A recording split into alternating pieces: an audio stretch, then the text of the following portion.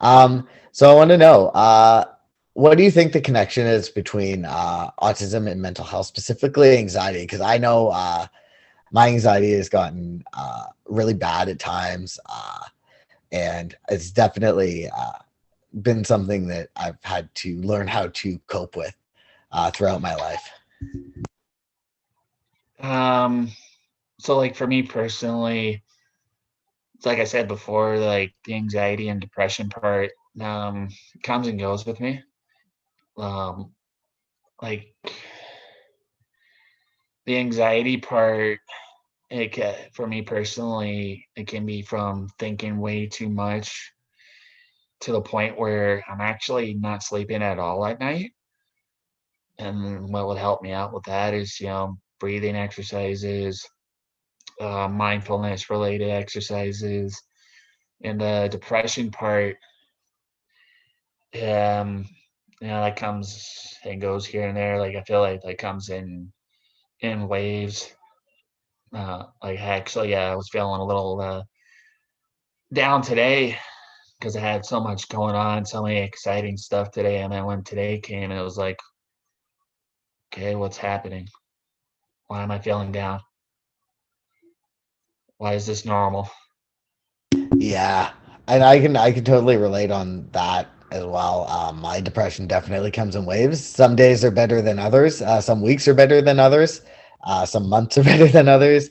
But even anxiety, I know like I would get usually 4 to 5 hours of sleep every night, even though I know I need more. But my anxiety will just wake me up, and I can't get back to sleep.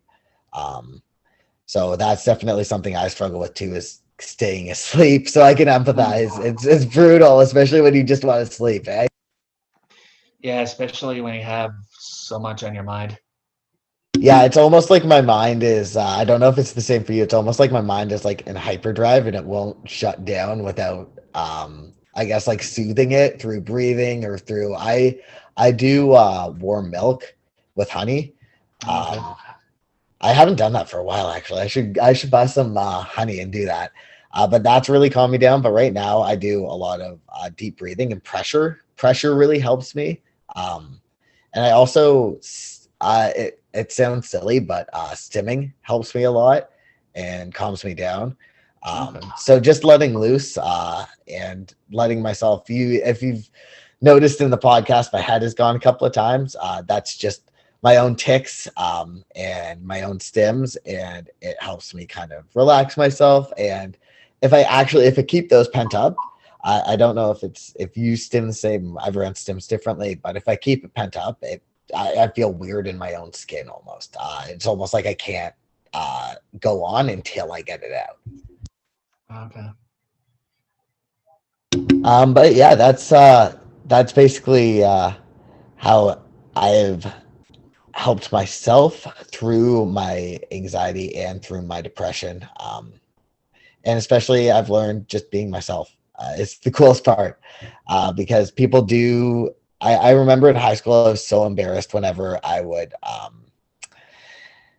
either tap or my head would flap or I would rock back and forth. I do a rocking thing. Especially if I stand up, I rock back and forth on both my feet. And I would be Yep. so embarrassed in high school. But now I'm just like, I'm cool. This is unique. My friends think it's cool. Like, I don't have a problem with it. And I think it's something that makes me me. And I think that's really important is even if you do have things that I guess are outside of the norm, it's still uniquely you and you're a cool person, you know? Exactly. Like the flapping and the rocking part. I think all of us, been there, done that. Um, I'll still do it here and there too.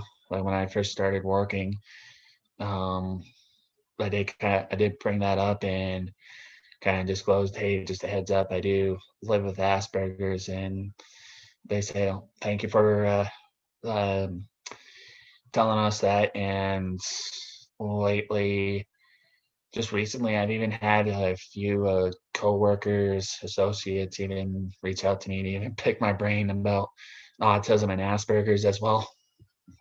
That's amazing. And you're so knowledgeable about it, so I'm not surprised at all.